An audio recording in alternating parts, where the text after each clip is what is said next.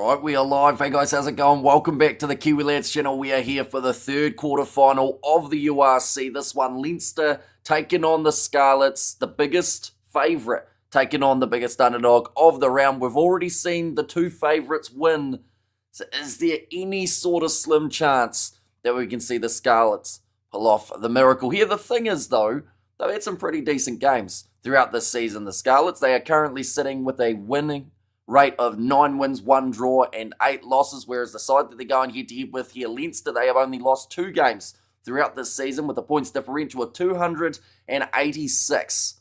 So they will want to make a statement. Of course, getting knocked out of the Champions Cup recently, now their eyes firmly focused on the URC, and they've got the team to be able to do it. Looking through at the starting lineup, it is Andrew Porter, Ronan Kelleher, and Thomas Clarkson as the number 3, Joe McCarthy and James Ryan in the locking duo, Ryan Beard, Josh Van Den Flair and Jack Conan slotting in as the number 8, Jameson Gibson Park alongside Sam Prendergast in the 19 combo, Geordie Barrett and Jamie Osborne in the middle with James Lowe, Jimmy O'Brien and Hugo Kennett. So this is pretty much Ireland plus Geordie Barrett in terms of the starting lineup. All of these players are international caliber. And up against the Scarlets, they've got a fair few internationals, a few more scattered across different sides, including the likes of a Sam Lousy did have some international caps for the Tongans. Hepburn, Elias and Thomas, though, will be the front row. In the locking duo, it is Alex Craig alongside, like I mentioned, Sam Lousy, Vai Fafita in the number 6 jersey, McLeod and Plumtree close out the loose forward trio. Hughes and Costello as the 9-10, Williams and Roberts in the midfield, Elliot Mee out on one wing, Tom Rogers out on the other, and Blair Murray at number 15. So, those are the starting lineups. The Scarlets, like I said, come in as absolutely huge underdogs in this contest. We have already seen the result of Glasgow versus the Stormers, 36 points to 18. We also now know the result of Bulls versus Edinburgh. That one was 42 points to 33. So the winner of this contest, they will face Glasgow. The winner of the other contest, well, they will go on more than likely, well, actually, no, they will. They will face the winner of Sharks versus Munster. So, of course, do let me know what your predictions are for this contest, ladies and gents. We have got there, Hamish Brother, how are you, my China? Says, Dave, doing very well. I will be honest, it's currently 2 a.m. in the morning. I thought that tiredness would have kicked in a little bit by now, but we are still wide awake. So that's great news. Hi, everyone. Hamish, go the Scarlets. Says Suckabulla, and a mismatch, says James. It certainly is, although the Scarlets, based off recent form, like they haven't looked awful. You know, their last 2 games, not scoring. A try up against the Sharks, of course, hurt them a little bit, but they did keep the Sharks relatively low scoring in terms of the points. Glasgow were able to do the same up against Leinster. So these two sides not scoring a huge amount of tries last week, although one of them getting the win, one of them, of course, suffering the loss, but the Scarlets getting the win over the Lions the week prior. And as you can see, that semi-final, that one stings. Could have been Leinster's dream European Champions Cup, but sadly, just end up going slightly wayward. And of course, Northampton going on to the final, having a valiant effort up against the Bordeaux side, but in the end, losing that one to the French. We have got there, hi Ruth, how things in Cape Town, says Suckabulla, and hello Suckabulla, says Ruth in there as well. But it looks like a few Scarlet supporters have made the trip to Ireland for this contest. You're a legend, thank you, says Dave White. And of course, we are going to be back for the next game too, taking place between the Sharks and Munster. That one kicking off in 2 hours, 30 minutes time. Will certainly be an extremely intriguing one. We do see the Scarlets heading out onto the field now. Big opportunity to cause what would be regarded as one of the bigger upsets in URC history, I would think, if they were able to go through and get themselves the win here. But like I said, they're a good side. They actually can get some nice moves going, but the discipline side of things could sneak up on them a little bit here. If Leinster are clinical, it's going to be a tough day at the office, no matter who they were going head-to-head with. The differential between these two sides sitting about 200 points apart. And I aim at Scarlets very capable against most teams, but might be too much, says Studs Ray. And I do have to say straight off the bat, Leinster, I believe, have got their selection right, having Geordie Barrett in the starting lineup. That is something that has been talked about for the Champions Cup semi-final. I believe he should have been in there from the get-go rather than having him off the bench. But can't change it now. We'll love a little upset, says Suckabulla. A little upset would be Munster beating the Sharks. This one would be a monumental upset as they come in as about $14 or $15 underdogs in this contest here. Scarlets, $16 in fact. And Leinster, you can't even put money on them. That's how much of a favourite they are. But it's going to be the Scarlets who will be kicking off from left to right to get us underway for this quarter final of the URC. Kick deep into Leinster territory. Hugo Keenan pops it up to Jack Conan. Now, of course, Leinster, they'll be eyeing up that URC title, but at the same time, there are a lot of these players who are in the British and Irish Lions setup. The last thing that they will want is any sort of injury getting into that tour. But Jameson Gibson Park rolling this ball back, trying to get it through all the feet of his Leinster forwards, and we'll go with it high down towards the halfway line, almost out on the full. In fact, Blair Murray has played at it though, so it means that Leinster will have themselves a line out 45 metres out from their own line. Go Scarlets, whoop whoop, says Dave White, and Danks can feel it here, or coming here in Swellendam. Hopefully I've said that correctly, but they are just showing there Blair Murray probably close enough to being in the field of play that he couldn't commit to not trying to grab it, but just over the sideline. And the end claimed at the front of the line out, now kicked downfield by Sam Prendergast with another up and under. Slap back onto the side of the Scarlets. They will now have an attacking chance with Archie Hughes tackled early by Josh Van den Vlaer about 30 metres out from the line, Scarlets. And that is, of course, their own line. He said it right, says Dave White. Now, rolling this one back, it looks like we're going to get quite a territory battle early on in this fixture, although not many sides do win that territory battle up against a side like Leinster, as that counter-attack normally comes in and loses them all the metres that they've worked so hard to try and gain through kicking. Gibson Park goes off to the left-hand side again. Andrew Porter selling the dummy. Tackled low by Alex Craig. A big shot again coming in from the Scarlets defence. They have to muscle up here, and so far throughout the first 2 minutes, they have been able to do so. Sam Lousy making the tackle there on James Ryan. Gibson Park looking off to this left-hand side. And instead, decides that he will go for the boot downfield. It's gone into the in-goal area, the Scarlets. Looks like they are going to try and run this one forward, kicking it into touch, and that's a good gain of territory for Leinster yet again. 25 metres out from the line. That's going to be a line out for the home side. I was going to watch it, but I can't. I'm off to the Irish pub in my Scarlets t-shirt, says Fleshin. I'm sure you'll be quite a nervous man throughout this time, Fleshin. But already they've looked all right. You know, no matter what happens, you'll know that the first 2 minutes they look competitive. Probably doesn't make you feel any better, does it? Now Leinster rolling more chance here with Ronan Kelleher hanging on to this one on the 22. And pardon me, Leinster versus Scarlets. Says James there, short ball to James Lowe. Ollie Davison telling 12 to get out of that. That would have been Johnny Williams. That inside channel. Yeah, very nervous, says Fleshin. Jameson Gibson Park goes across to James Ryan. Gibson Park, right-hand side again. Josh Van den Vlaer tries to break through the tackle attempt of Joe Roberts, but he does just narrowly get him down, now putting it out wide towards the sideline. Jack Conan, I think he was almost driven into touch there, wasn't he? No, just in the field of play. In fact, that time it was Ryan Baird. Now Kelleher gets back up to his feet as he was now 10 metres out from the try line. Jameson Gibson Park slinging pass across to Thomas Clarkson.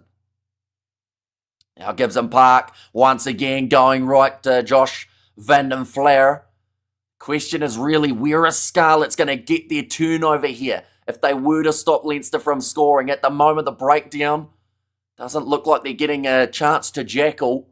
Gibson Park, good flat ball to Ryan Baird. This time trying to go for the steal, but does lose the footing in the process. It will be great if Scarlet cause an upset. You never know. Says Outlaw now. Backline movement. Jimmy O'Brien or Hugo Keenan, in fact, now goes on the outside to James Lowe, and it will be the first try of the contest. 4 minutes in, and Leinster get themselves a try, but they had to work hard to break through that Scarlets defence. It was not budging early. That's a little bit of a bonus, I guess you could say, but in the end, they just managed to get it out wide, and then it was almost going to be a deliberate knock-on, unfortunately, from Sam Costello, had it gone back, and that could have been quite an ugly one. Might have even been warranting of a yellow card. I'd like to think they're not going back to check it now, but Try does go the way of Leinster. Going to be a long day for the Scarlets, says Sakabula. James Lowe. Giving the OK sign to the crowd. Sam Prendergast, he will be the man with kicking responsibilities in this matchup. And Irish Leinster fans are ready for act, says Ruth. Yeah, the winner of this contest, they will face the Glasgow Warriors. Of course, already a little bit of history. And that one's gone away to the side, but Glasgow getting beaten badly by Leinster in the Champions Cup quarterfinals, whereas in the last time that they met, only 8 points separating the two teams. But Sam Prendergast with that no-look pass went straight to Hugo Keenan, then just had to make the right decision, got it away to Baird. I'm not even watching this match. We'll see later what the cricket score is in this one. Says Eric. Yeah, we decided, like, no matter what the score was going to be in this contest, I was still going to be commentating it, seeing as it is a quarterfinal. I was hopeful that we would see the Scarlets be competitive. Hopefully they can at least mount a few phases of offense, but yeah, it's always going to be a challenge. I mean, at the Aviva, this is what the other sides are going to have to experience. And, you know, we look through at who's made it through Glasgow. They will have to come to the Aviva and try and beat them, which they didn't do too badly in their last effort. You got the Bulls. If they end up at the Aviva, they haven't got the best away record. They go well at Loftus, but away from home, sometimes they let it slip through the fingertips. So it's a very intriguing way that the comp is shaping up. If those are the two matches that are going to be taking place in the future for this Leinster side. Now Scarlets, though, have got themselves the ball in hand. Halfway line just upon them. Tame Plumtree thought about the offload. Straight into the breakdown. Andrew Porter, he has hit that breakdown so hard his boot has come off. Now Costello back into the pocket. Will go high with it. But again, uncontested. No one really chasing hard enough for the Scarlets there. James Lowe bumps off one. Tries to get through the second. Oh, that was almost the knee of Ryan Beard.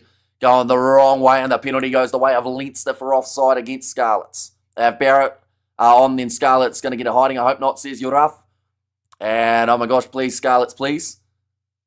And also running it, passing it, wide wingers down the sideline. Is Barrett starting? He is starting. So they've made that choice, which is the one that they... I know that it's terrible to go on about it, but it's the one that they should have made in that Champions Cup semi-final. It made no sense not to put one of the guys who has been in some sensational form in the starting lineup. And in the end, it was just too much of a mountain to climb for Leinster in the later stages of the game. But the line-out throw now for Ronan Kelleher. About 30 metres, or 38 metres, I should say. Overthrown, though, by Leinster, and it is going to be claimed nicely by the Scarlets under pressure. Sam Costello just on his 22. Skip pass out wide to Blair Murray. This guy's got a lot of pace. When he gets going, gets around the defence of Sam Prendergast. That was also something that was criticised in that Champions Cup quarter-final. In fact, semi. That's going to now go into touch. Costello making sure that he watches that one over the sideline. It will be a Leinster line-out. And as if they don't try and take it quickly. But that was a perfect pass from Costello, getting Blair Murray into space. And then Sam Prendergast just unable to catch him out wide. And then just dropping that ball was Elliot Mee. And that first big tackle. Jameson gives him Park. Great kick on the hop, says Studs Rays. He is absolutely world-class, Jameson gives him Park. If you have a player with Barrett's ability, it is stupid not to start him, like they found out a couple of weeks ago. Says Sakabula, but now Josh Van den Flair tackled low and wasn't held, so had the crack at getting back up again until he was flattened by about 3 of his own forwards who said, we've set the ruck now, get back on the floor. Gibson Park, cross now to the left-hand side here on the 22-metre line into the hands of Jamie Osborne, playing in that 13 role for this contest. They've gone from having Henshaw and Ringrose to absolutely neither of them in the starting lineup. Instead, Barrett and Osborne getting the honours for this quarter-final. Andrew Porter moving up to 22 metres again here. Great phase play from Leinster. Hugo Keenan goes across. James Lowe through the gap. Conan with the ball on the inside to Gibson Park, who will score it between the sticks. And the second try of the match goes the way of the goes the way of a Leinster. I beg you, Scarlets, beg you, says Cool Story, and Keenan very Irish. Had friends in 80s, surnames was Keenan, says Ruth. Gibson Park receives that pass from Jack Conan. Receive a very nice Short ball from James Lowe. Straight between the posts, though. A nice easy kick here for Sam Prendergast. And no, says goes through, bro, and Leinster will destroy the Scarlets and will also destroy Glasgow Warriors in the semi-final. Says Nico. And then the final? Are you saying that's where their momentum stops? Or are you saying they'll be able to beat whoever it is in the final? We just don't know who that is yet, I guess. How's the koala, Hamish? Koala, I haven't talked to that koala or seen that koala in about 20 years. I could probably find the picture, but I really don't want to. It's of me pretty much patting a koala. I didn't get chlamydia, though, so that was a bonus. Those things have it, apparently. Let's get it could get ugly very quickly. Yeah. 12-0 at the moment after the 10 minutes final will be Leinster versus Bulls or the Sharks. Says Eric there. Now gives him Park from inside of the 22. Please show us, says Suckerballer. Could you see my penguin was upset? I could not see the penguin was sad, unfortunately, as it came up for me as penguin blue waving tear. So I didn't actually know that it was a sad penguin. A one-sided game is expected pity, says Lilia Bear, and koalas are naughty little buggers. Tell you what's a naughty little thing, a drop bear. Like koalas, they're pretty chill. They kind of just move around like they own the tree, but like drop bears will drop on you. That's why they have that name. Aren't koalas always stoned from eating eucalyptus all the time? I think so. Koalas live a good life. Well, at least I haven't asked a koala if it lives a good life, but I assume it does. Sam Lousy, slightly offside. That was a good charge down initially. Unfortunately, though, he was too far ahead trying to get that steal. That line-out time was via Fafita. Not a lot of position at the moment going the way of the Scarlets, so they really have to make the most of the opportunities that they get. As the final on neutral ground, it is not. So unlike the Champions Cup, if you have home field advantage in your semi and you win it and your top qualifier, you get that home field final. So that could be massive for the confidence of Leinster. It was talked about earlier on. Someone actually said that no one who has been top qualifier has made it to a final in the URC thus far. So that's quite the statistic. You would think that maybe this year could be slight change, but that is only if Leinster can get past the Scarlets here and then, of course, Glasgow next week. Overthrown line out for the second time. Are you going to dare a score now? 50-28. I think 28 points to Scarlets might be generous in the most respectful way possible. But, yeah, it's going to be a very tough day at the office for the Scarlet side. They just have to find a way of shutting down Leinster, but to do that is normally very tricky. Now, kick downfield from Archie Hughes.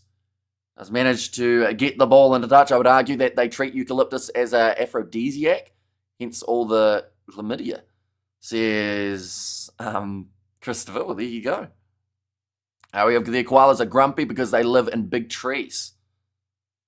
Is that what makes them grumpy, a big tree? Because it's so high, or just because it's like the tree's big? I don't understand. So if Leinster win, who do they play? They will be playing the Glasgow Warriors in the semi-final if they are victorious here. Now, ball is going to be available again for Jameson, Gibson Park, Joe McCarthy. Oh, that was almost a little knock on. Yes, it was. So it is going to be the scrum feed now for the Scarlets. Sloth versus Koala. Sloths, I respect how they don't care how fast they go, and they'll get there when they get there. Koalas, they're interesting things. I have a picture of a koala somewhere on my phone from when I went to Australia a while ago. And this koala, he's just chilling. There he is.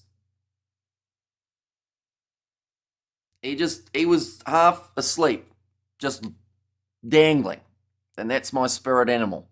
Because I slouched down quite a bit, just showing that first try, James. So stoppage for a scrum. Anyone who's wondering why we're talking about koalas at the moment, and they are just getting them all set for what will be, I believe, the second scrum of this game. And then, of course, the second try scored by Jamison Gibson Park. And the good life, says Store Corey, bro. I think the Stormers' defence is also on a eucalyptus diet, says Arena. So far, we've seen 82 metres made by Leinster. They've made 5 tackles. Scarlets have made 16 metres. They have had to make 30 at this stage of the match. Green Sloths are gone to Sloth Moths. The Sloths are born on the Sloths. The Moths are born on the Sloths, eat the algae that grows on them, and die on the Sloth. There you go. So the Bulls will play the winner in the Sharks game. Yep, so whoever wins between Sharks and Munster will be taking on the Bulls. Pack weights, 900 almost kgs. For Scarlets, only 4 kgs away, whereas Leinster are 18 kgs off that 900 mark. There's one advantage that Scarlets do have in this match is the weight of their scrum. Whether or not they can do as much with their scrum, though, we are about to see. There's too many tackles so early in the game. The wear and tear is too severe, says Abengizwe. Yeah, I think that if they have to keep on tackling like that, it's going to be a pretty tough second half. And Bulls will have a better chance against Munster, says Christopher DeVette. Now, ball going in. Although, didn't the Bulls lose to Munster in the final, not this last season, but the season before? Or was it the Stormers? One of the two lost to Munster in that finals match, didn't they? But that is going to be now the penalty going the way of the Scarlets, or at least the free kick it is. Could a sloth and a koala kill each other? Is it possible? If you push them out of the tree, like as the other animal, I'd assume that would do some damage. Because some of them are miles up in the school, not literally miles, but good old few meters up. What did 8 miss? Or what did I miss, sorry? While making a cup of tea, another try, says Urafi. You're currently 15 minutes into this contest, and it is 12-0 for Leinster. Jamison Gibson Park, now 40 metres out from his own line, will go back to Sam Prendergast. Rush defence from the Scarlets. It could have been effective, but instead, just a couple more quick shoveling passes, and Leinster make those metres once again. And maybe they ate a Gatsby, says Dave White. Now told to get out of that one was Henry Thomas. Gibson Park looking off to the right-hand side again. Big wide cutout pass, getting it out to Jamie Osborne, who was supposed to be in the centres, but he's playing as a bit of a centre wing in this one. The ball was out of the ruck. Gibson Park, I think, was asking for the penalty. Holly Davidson said play on, and Scarlets almost made the most of it, going back across to the left-hand side here. Leinster, they have had 10 phases or so, but they haven't really gone anywhere in just this last little while. RTA just putting greedy frauds that just talk nonsense. Better commentating in this game. Leinster will put 50 on, or at least on the Scarlets today. So who have RTA got as their commentators? I mean, I can't say much because we just showed a picture of a koala and said that it was chilling, but yeah, we get distracted quite a bit, to be fair, but we don't get paid anywhere near as much as the actual commentators do. So we're allowed to talk about a koala every once in a while. Penalty goes the way of Scarlets. Trying to get over the ball there was Ryan Beard, but he has given away the penalty in the process. And all facts, says David. Long day for the Scarlets. Wait, I thought drop bears were just passive-aggressive koalas. Is it a different animal? No, it's a breed of koala, I think. But it's like extra feral, I think is the best way of describing it.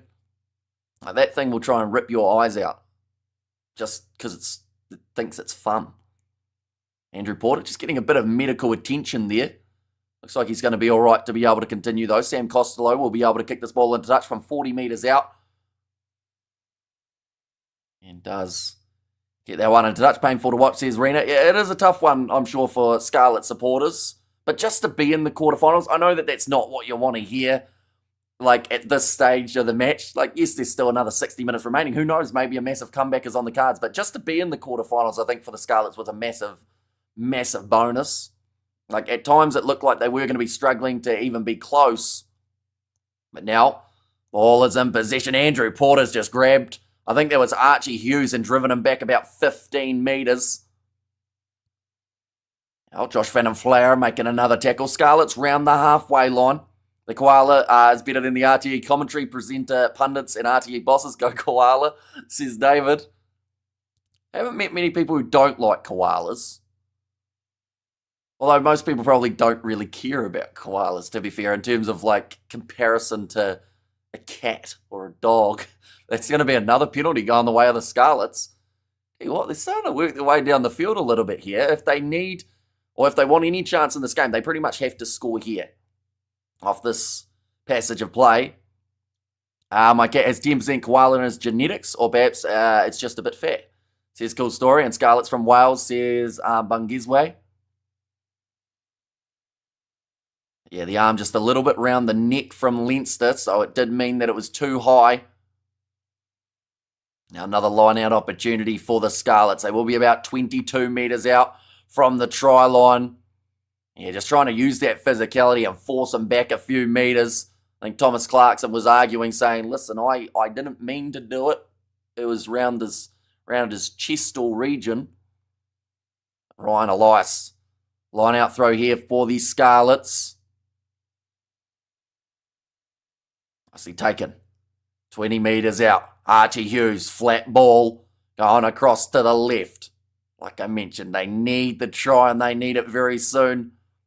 And they don't look too bad with this backline. Bit of space opening up. Blair Murray. No, in fact, it's going to be the number 14. They missed the tackle on Tom Rogers. And the Scarlets have struck at the Aviva.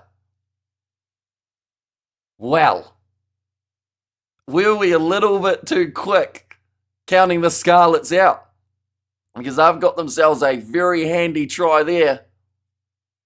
And go the Scarlets, says Sakabula. Yes, says Cool Story Bro. And go the Scarlets, says Christopher DeVette. But just a really nice build-up of play after getting the penalty, making the most of it.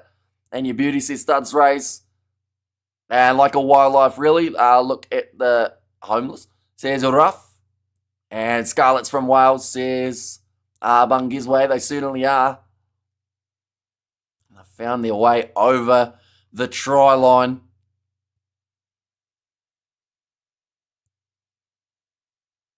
And that kick has gone over too. 12 points to 7, the way that it sits.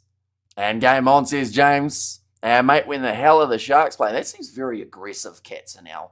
They're playing in 2 hours, 7 minutes time, though. But yeah, they will be in action. Don't worry, they haven't forgotten them. They are still going to get to take part in the quarterfinals.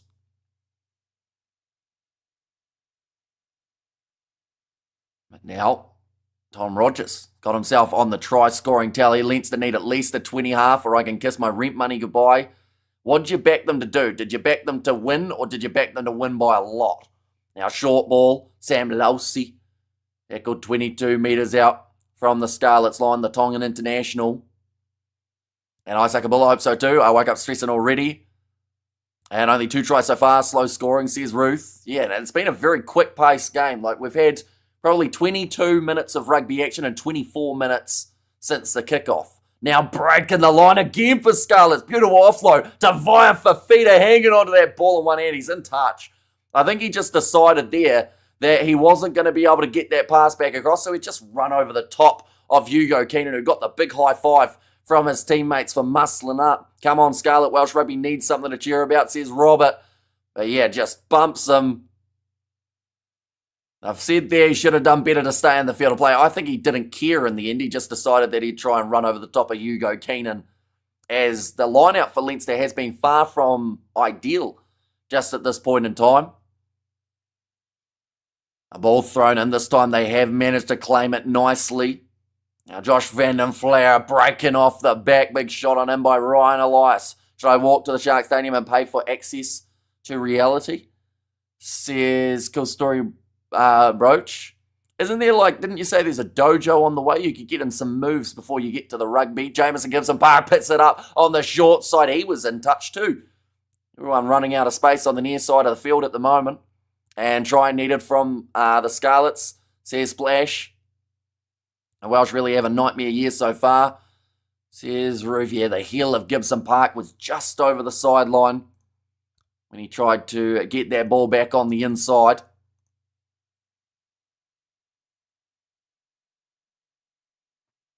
Now, it's going to be the line out on the near side of Scarlets and Munster win, then each URC country will have a semi-representation.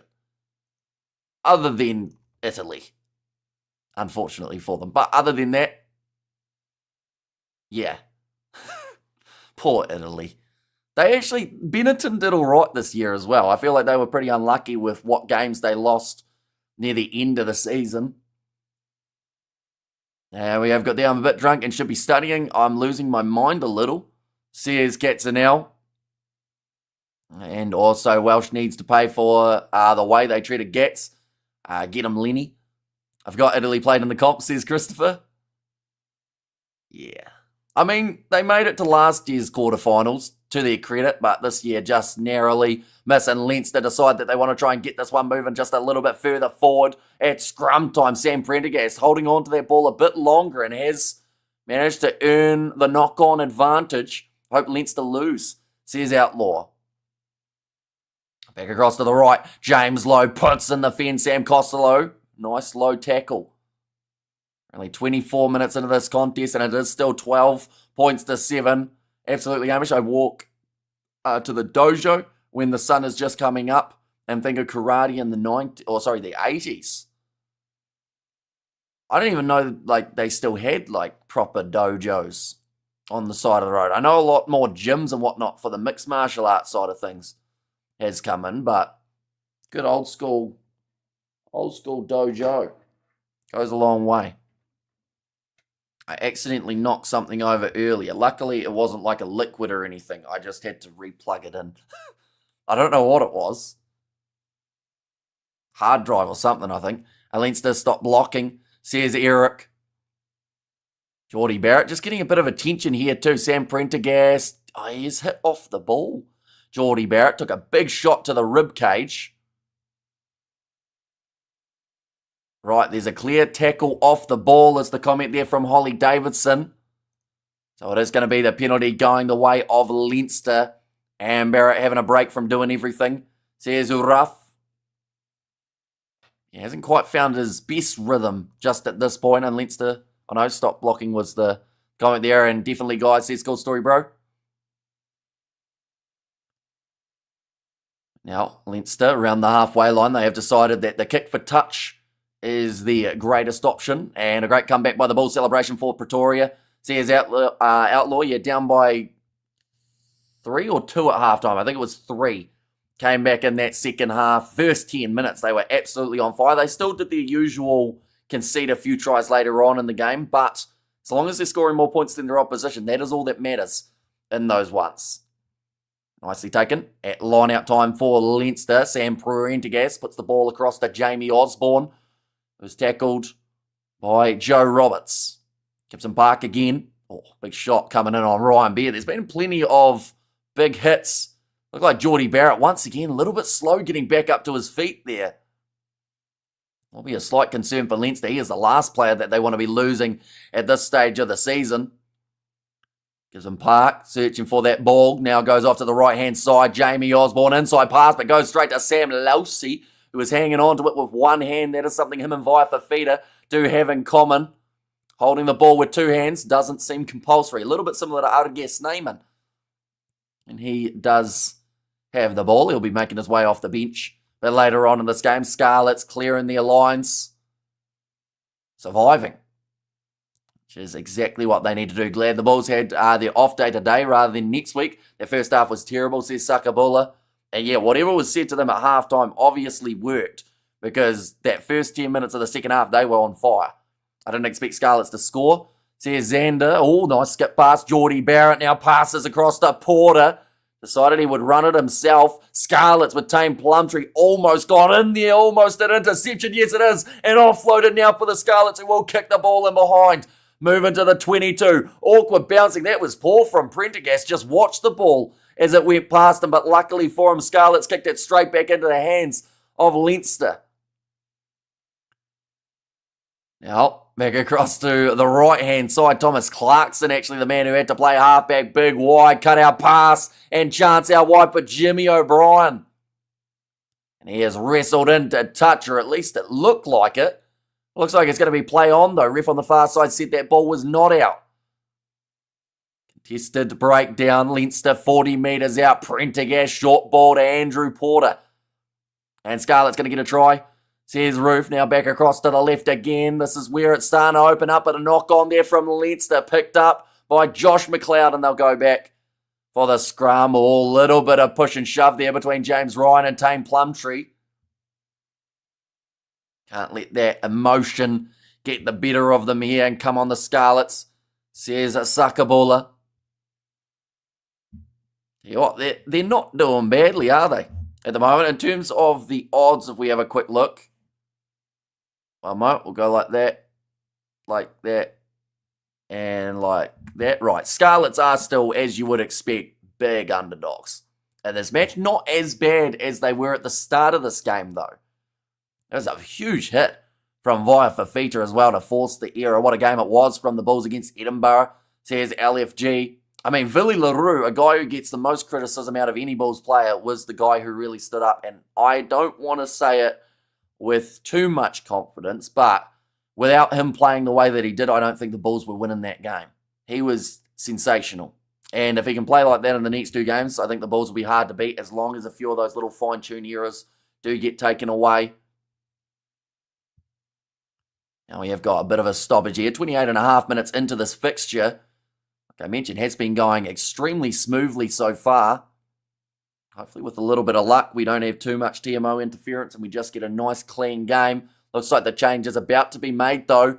Josh Van den Flower making his way off the field. Is that HIA related, I wonder? I assume it would be, but that will be Scott Penny. Does make his way on as Van den Flower just having a bit of a conversation with one of the medics. Unless that's something other than an HIA, perhaps. He actually felt something go in his leg. Or anywhere. Could have been the back. I say it with confidence. Villiers was the X Factor, says Lilia B. And come on, Scarster. And also, what a game it was. And also, come on, Scarlet, says Sakabula. There's quite a few people. There's probably more people going for Scarlets in this game than they've had support throughout the whole season. In terms of from the outside support. Going off to the right-hand side here, Leinster. Trying to get in that breakdown with Jack Conan. Just can't quite get his hands on the ball. Sam Costello going for the kick in behind. Well marked, or well covered, I should say, by Jimmy O'Brien. He's taken that one outside of his 22. Almost got it down towards the Scarlets. Chasing after this, Blair Murray. After this one, tackles Jimmy O'Brien. I believe it's his 100th game. I could be wrong there. And for me, Jimmy O'Brien still seems far too young to have 100 matches for Leinster. Cross kick attempted by Barrett. It's gone over the head. And it's going to be now the line out for the Scarlets. I always support the underdogs here, Sakabula. But we're 30 minutes through. The question is this game a lot closer than a lot of people anticipated? Because I would say yes. After those two early tries coming from Leinster, one from James Lowe, one from Gibson Park, seemed like they were just going to be able to continue on and get themselves the big victory. But at this current point in time, Scarlets are making it competitive, which is absolutely fantastic to see. Tame Plumtree does get tackled. They've just mentioned there that Scarlets have lost 15 straight against Irish provinces. Great kick. Brilliant one, in fact, and it will be just outside of the 22, so it won't quite be the 50-22. James Lowe saying that he's disappointed about it.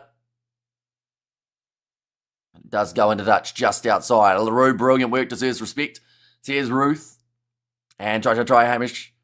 And there as well from Ruth. We're going to see this kick from James Lowe again. Just outside of that 22-metre line.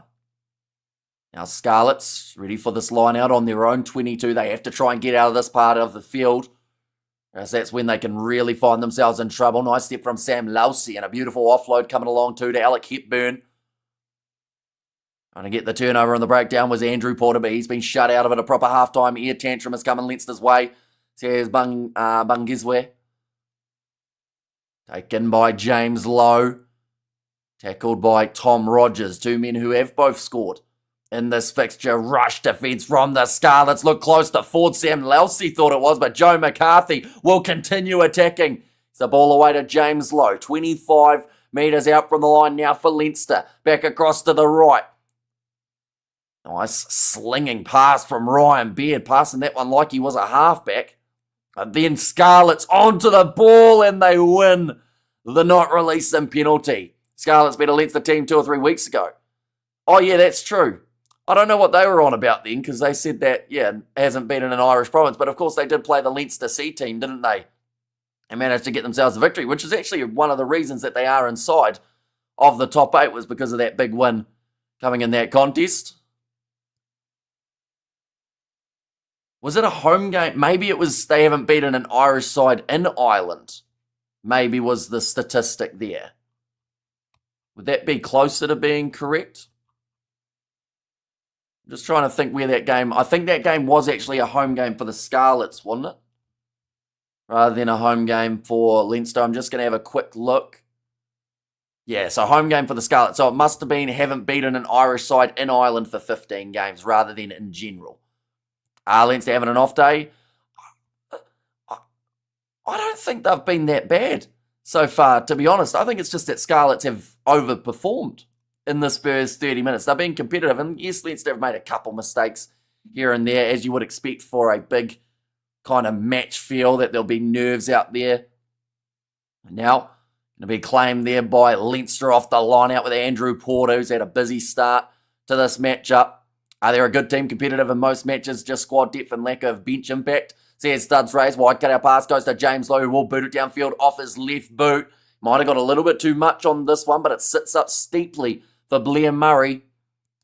And off his left boot does sail that ball into touch again. Can I quickly see the table, says Katzenell. The table that I've got just has the top 8, there you go. But there was Cardiff on 47 points, Benetton on 46, and then a couple other sides around that 45 mark as well. But this is the way that the top 8 sat. Scarlets actually having more wins than Edinburgh, but it was the fact that Edinburgh were able to get themselves more losing bonus points and bonus points in general that actually led to them being ahead of the Scarlets. They are now, of course, out of the competition alongside the Stormers. They are the 2 teams that have lost their spots in the semis. And the penalty now goes the way of Leinster. And it's going to be for Scarlets being offside.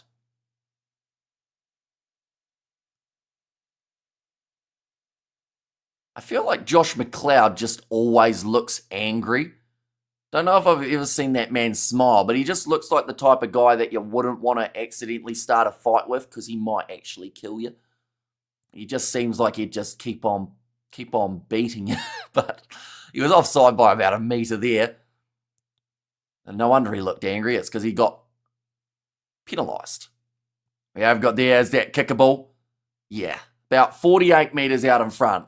So fat top 4 looking strong still. Or so far top 4 looking strong still. Yeah, top 4. All the favourites really have been winning their games at this point in time. The game that a lot of people feel will be the closest was actually Sharks versus Munster. And that is still to come, taking place in an hour 50. Now lining up this kick for Sam Prendergast. And he's got the range and the accuracy, and this kick goes over. Sitting now 15 points to 7. And I have to say, taking those 3 for Scarlets, they would see that as a massive sign of, I guess, respect from Leinster, that they feel that they are competitive enough that they aren't just going to spam going for the corner each and every time that they get a penalty. And I hate to be a coach right now, says Bungizwe. I think if Leinster lost this, someone might be shot.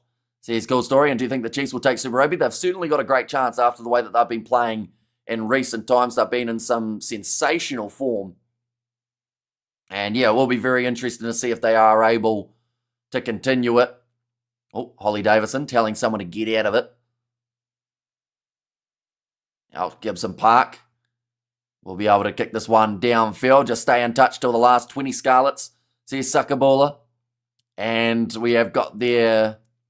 just get the points rhythm back. That's what the 3-pointer was for, says Bungizwe. And yeah, it has been a long time since there were any points coming for Leinster. So makes sense as to why they would want to tick that over a little bit more. Plus it gets them outside of that 7-point window Leinster realising Scarlets are not going down so easily. Says Lilia B. Oh, nice take. Front of the line out for Scarlets. They've also got themselves the penalty advantage. And they will go to the penalty, not really rolling anywhere for that one. And come on, Leinster. There's at the net. Yeah, I think Philly LaRue in his post-match interview of that last game actually said it pretty well. And he said going into the game, everyone expected Edinburgh to be beaten, which is the added pressure, he said, that they really didn't need, but they ended up with because they were considered as such favourites to get that job done. So after that first half, they were a bit nervous. And I think Leinster, they're 8 points up at the moment. They'll score more in the second half. But another try coming here for the Scarlets would certainly change momentum a little bit heading into the second 40. Now thrown in, nicely claimed by the Scarlets again. That was not the move. Sam Prendergast rushed up quickly. Penalty goes the way of Leinster now for the hands down from Tom Rogers. Can Leinster score one more try? They should be able to. They're going to blame Geordie. They were posting up his picture when they lost a few weeks ago, even though he came off the bench with a caption, what happened? A clown says rough. Yeah, I think if Geordie Barrett started that Champions Cup semi-final, they would have been posting finalists rather than what happened. Now, all going up for it. Jamison Gibson Park not really contesting for that one, but a slight knock on from the Scarlets again. This half, mate, 2 minutes remaining, going to be tough. And honestly, I wouldn't be surprised if Leinster were to kick this ball out if they do win the scrum. Depending on the extent, they might get themselves maybe a penalty and then they'll have one last crack. But just the way that it currently sits, they might even say, look, we're up by 8, we'll take the halftime break. But it's one-way traffic, bring on the balls. I fancy balls outright, says James.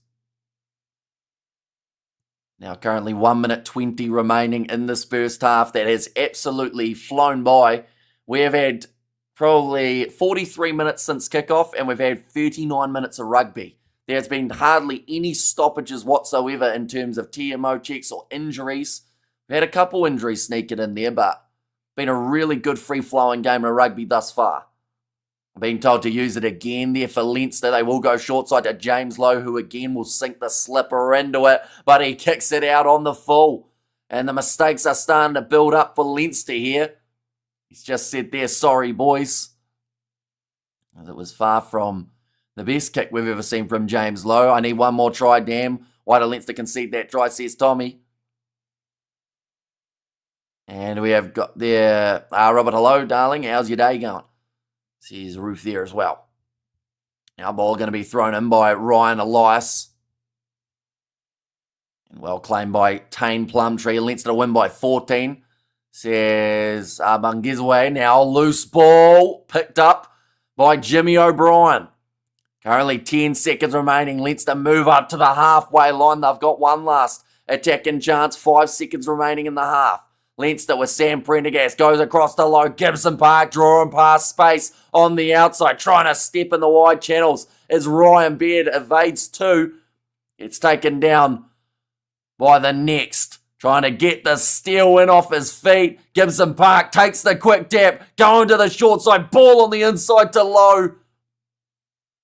Just short of the try line. Gibson Park cut out past there. Leinster 3 metres out from their own try line.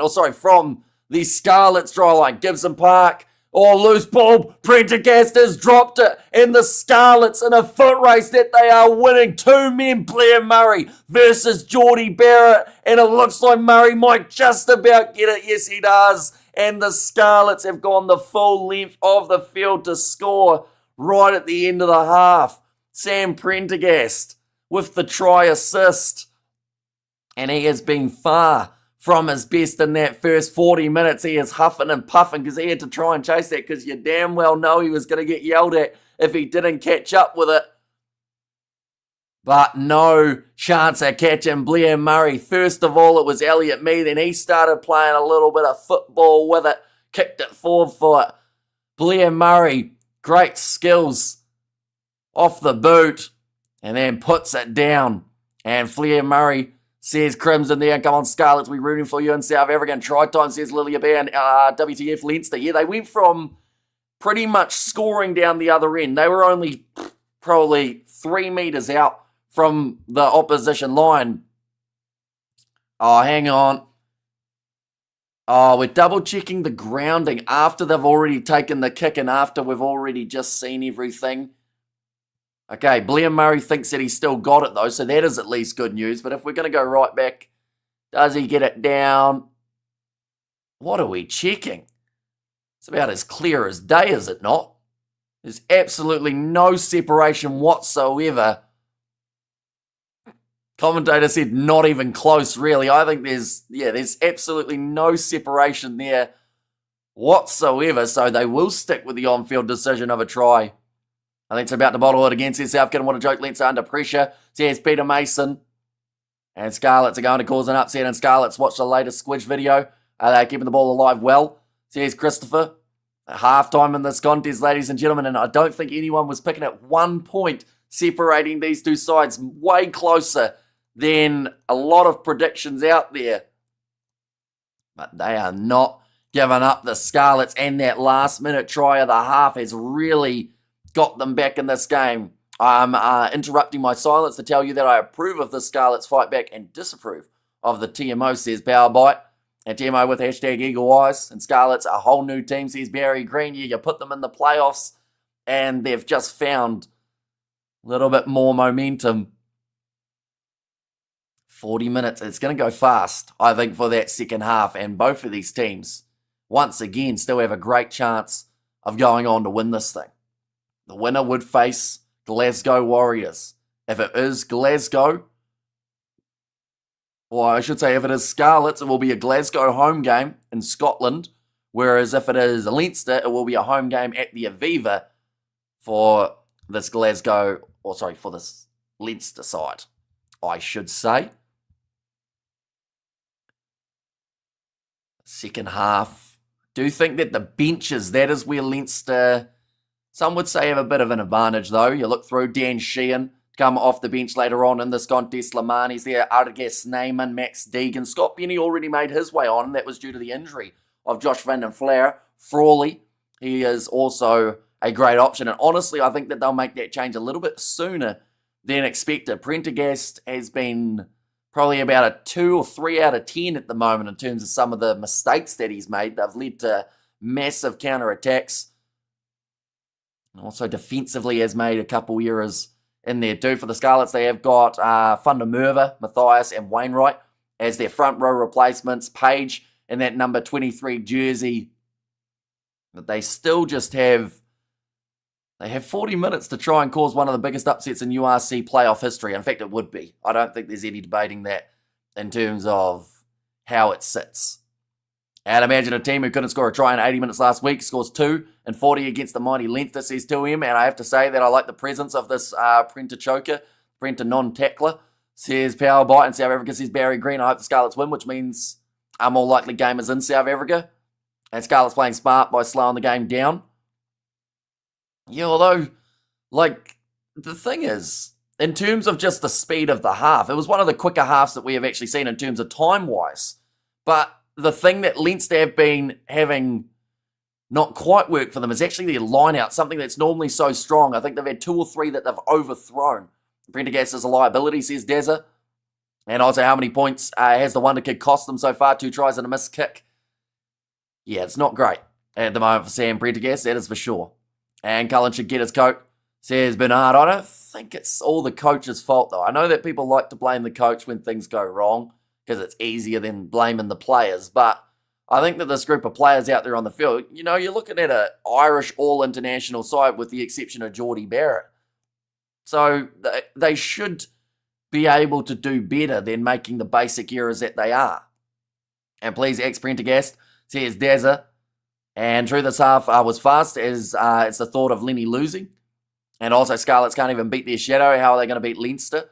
Says to him, to be fair, they've beaten Leinster before this season. But of course that was with a very different Leinster lineup. And Johnny Sexton has missed, hard to replace, and still 12-7 well. In fact, 15-14 now the score, Outlaw.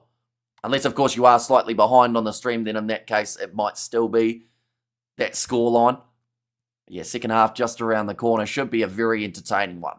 And I think if it's anything like that first half, like I said, it's going to fly by. There is another game of the URC quarterfinals taking place just a little bit later on. That will be the match between the Sharks and Munster. And that one's kicking off in 1 hour and 40 minutes time. We are starting that stream, though, in 1 hour 20. How is Leinster only in front by 1 point? I think that Scarlets have just come to play. Leinster have had a couple moments where they've made mistakes, but they haven't been awful in this game in terms of their attack. It's just Scarlets have made their tackles, even though it's a massive amount of them, and they've just hung in there. And Prendergast must spend another 3 years playing under 20s. I don't think he's young enough to do that, unfortunately. Johnny Sexton had a ready replacement in Paddy Jackson. What they did to him was disgraceful. So he has power by 92. And what happened seems like having a lead in the first half might be dangerous for the player's mindset. Says Katzenau, now and can't see Leinster winning this game, says Dazza. I still think that they've got more in the tank, this Leinster side. Like, they're making a few errors in this first half, but at the end of the day, like, they are still Leinster. Yes, in playoff rugby throughout the URC and Champions Cup, they've had a couple blunders, but they are still a world-class side. And they've got players who, off the bench, could really make the impact. Like I said, I wouldn't be surprised if we see an early change, getting Frawley out there. And sometimes small teams make big teams or beat big teams. That happened in the past. There's Outlaw and damn it, Scarlets. I was about to go to bed, got to stay up now. Says Studs Race. How many Leinster fans would happily swap Crawley for Prendergast now? Or Crowley, sorry, says Dave. And can't see Leinster winning. From Dazza there too. They are just showing some of the highlights though throughout this first half. The Scarlets, the first try that they were able to score was off a penalty being awarded in their favour. And then just a bursting through run from Tom Rogers. Neighbour's defensive system seems to not suit Leinster at this point. And David Hearn, none. And JPR Williams, Phil Bennett, Brian O'Driscoll, says Ruth.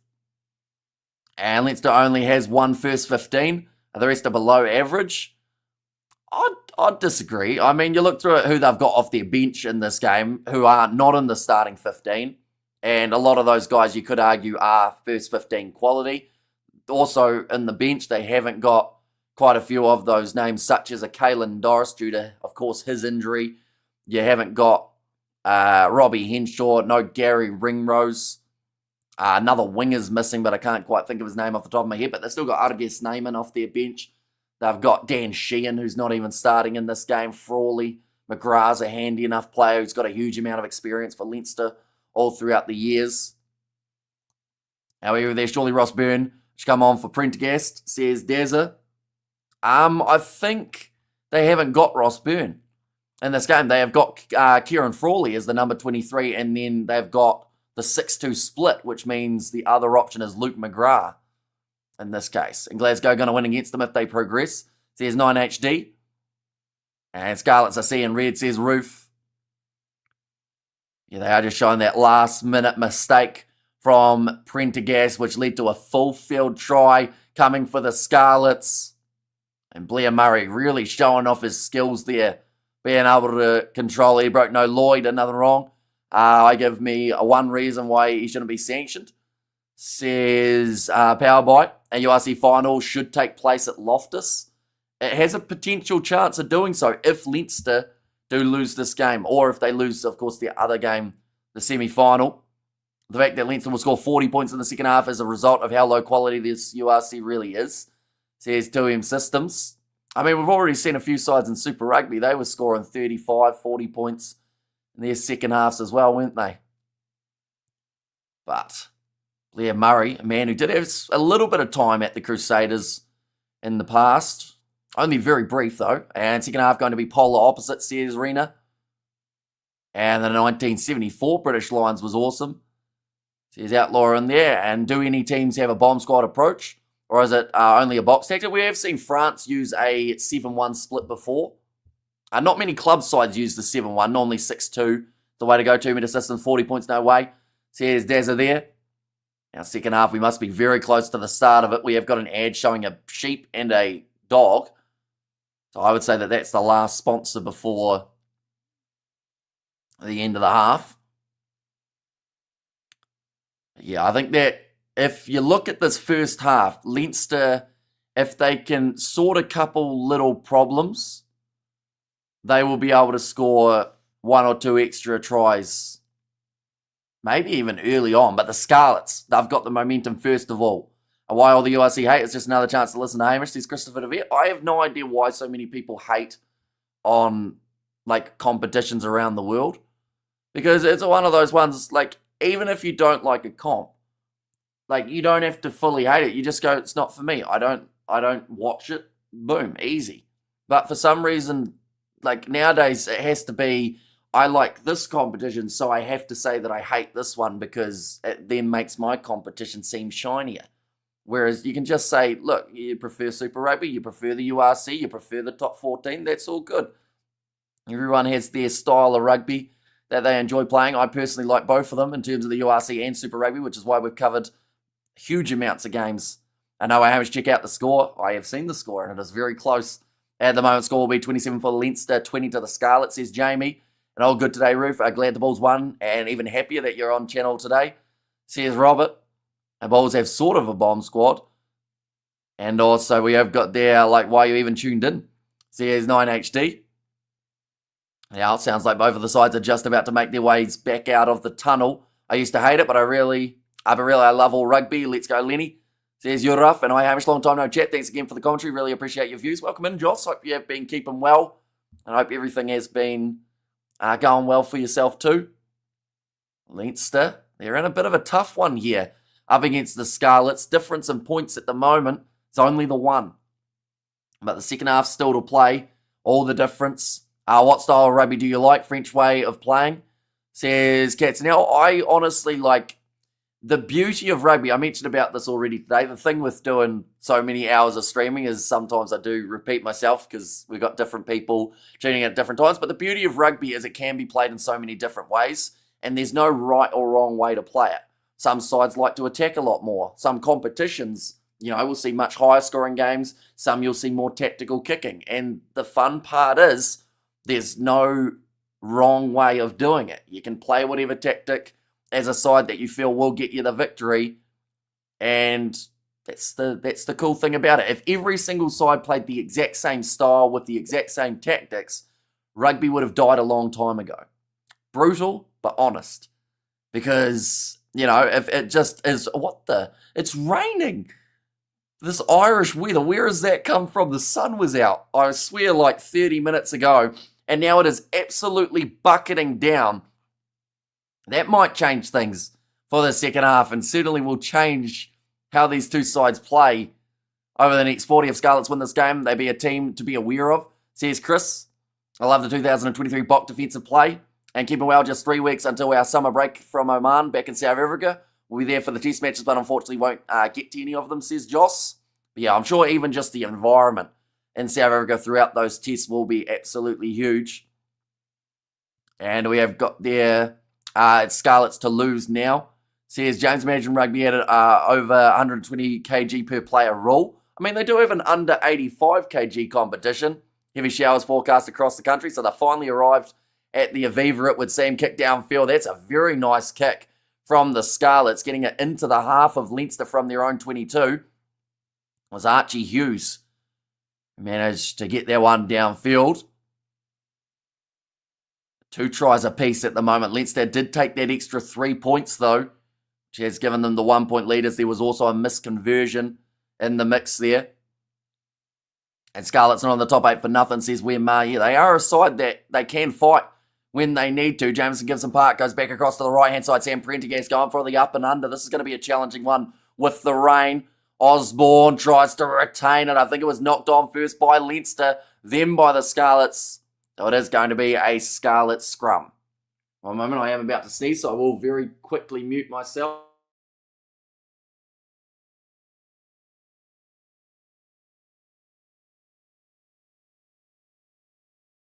There we go.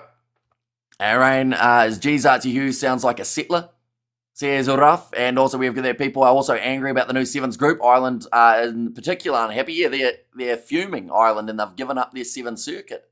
Or given up their Sevens funding now, by the sounds of it. Great Britain, they're a little bit the same. By the sounds of it, they're going on a part-time basis rather than full-time. I love all rugby, but I despise the Honduras Super League. I loathe that league, Says Power Bite. Room for the Scarlets. We have there Leinster are like the Man U of the URC. The hype is substanceless and boring. Says Robert. Geez, say what you really feel, Robert. We won't get you started on the British and Irish Lions because we know how you feel about them. Imagine if the Scarlets went on to win the whole thing. It would be absolutely huge. I don't know what the odds were like at the start of the quarterfinals for them to be able to do that. How many times do you see since 12 a.m.? Probably like 3, I would say. Just the usual. But now it's scrum feed here.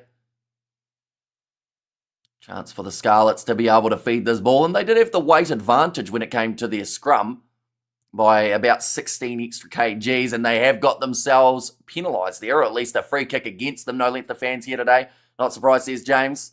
And substanceless. Amazing new word today. Says rough. And the Welsh will go off their bananas. Says Wenmar. And it looks like now Leinster have decided free kick. They will just go for an absolute bomb up high. Chasing after this one. 5 metres out from the line. It's actually how the Stormers managed to score in their quarterfinal, but Scarlets managing to clean it up now and kicking downfield. Sun's back out. The weather is a very confusing one. It looks like it's going to go from sun to showers to sun. And maybe back to showers later on in this game, but the ball now probably a little bit greasy. Kicking behind from Jamison Gibson Park. A very nice one. And now kicking into touches, Tom Rogers. Oh no, in fact, kicks it back infield. Arain could just equalise in favour of the Scarlets. So if the Sharks beat Munster, we have a Sharks vs Bulls semi-final. Where would it be? It would be at Loftus, if that was the case. As they were the second ranking. We have their Loftus, says Wenmar. And also, we have got the I support Man United. They aren't boring, just bad. And it's temporary, says Christopher. Now, another line-out chance here. It's going to be the throw for Ryan Elias. I think that the Scarlets have also had a lot more possession in this game than some people expected. And also, luckily you won't have Habana this time, says Miller. Ready to throw it in. 25 metres. And, that was almost stolen. In fact, what's happened here? Competition in the air. Straight and there's a... Oh, okay. Not straight and there was a competition is what's been said there. So that does mean the not straight line out. How straight is this one? They've frozen it at the wrong time. I actually missed that. Here we go. Yeah, not the straightest throw from Ryan Elias. Still almost stolen by Leinster to their credit. We have got there, and the score is very low. Tough going to good equal sides. Which teams make up the Barbarians? Pretty much just anyone around the world who isn't signed to an international side ends up in the Barbar. So I think so far this year they've got Sam Cane. Peter O'Mahony, was he in there as well? Since he's retired from Irish internationals.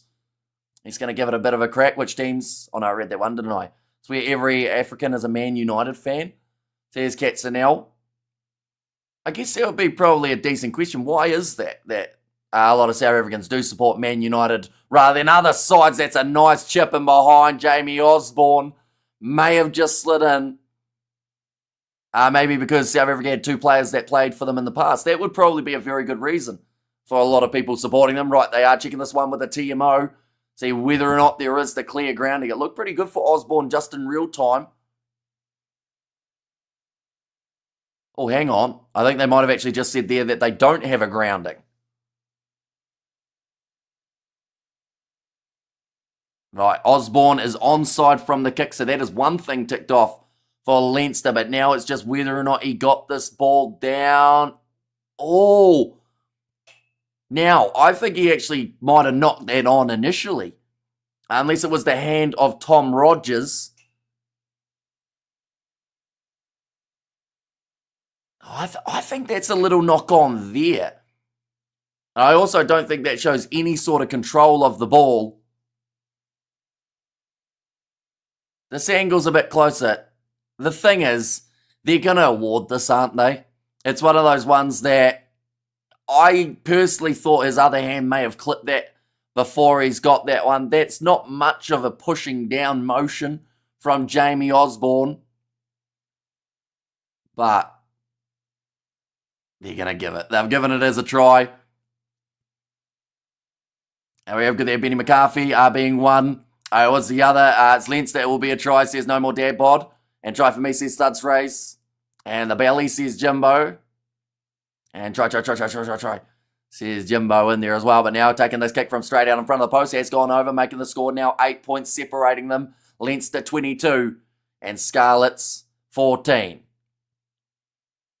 Stream hanging, says Xander. What do you mean? I don't know. I don't like watch soccer. It's 90 minutes, says Ruff. Nice try for Jamie Osborne playing in that number 13 jersey. Now, 34 minutes now left in this contest.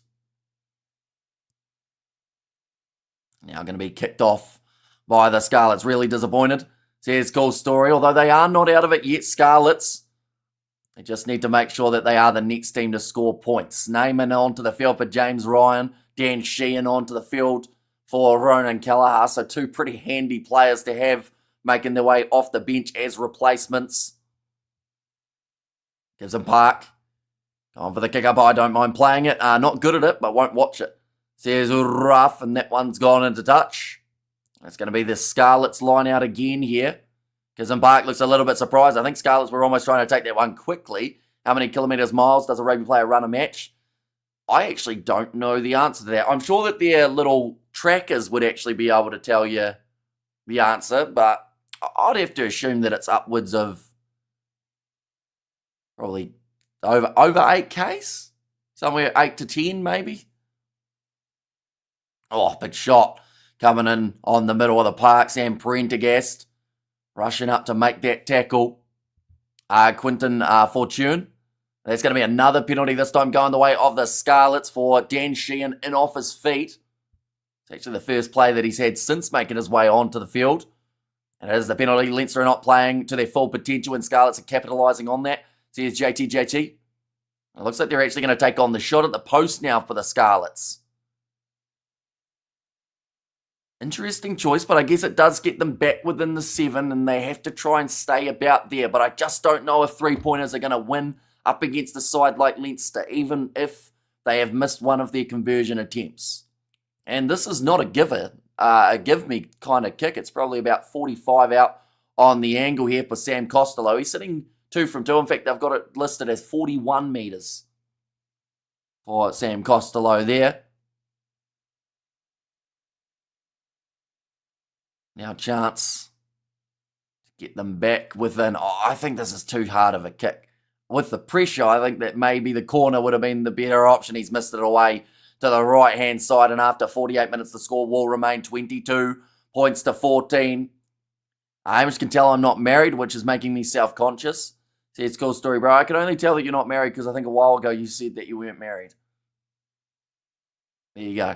And geez, 1 point, says Ruth, and oh dear, says Jimbo. Yeah, I just don't think that that was the right choice in that situation. You got to go for the tries. I just switched on. Can't believe it's a close game, says Patrick. Yeah, I think the scoreboard's definitely surprising for a lot of people. Typical rugby match players cover between 5 and 7Ks.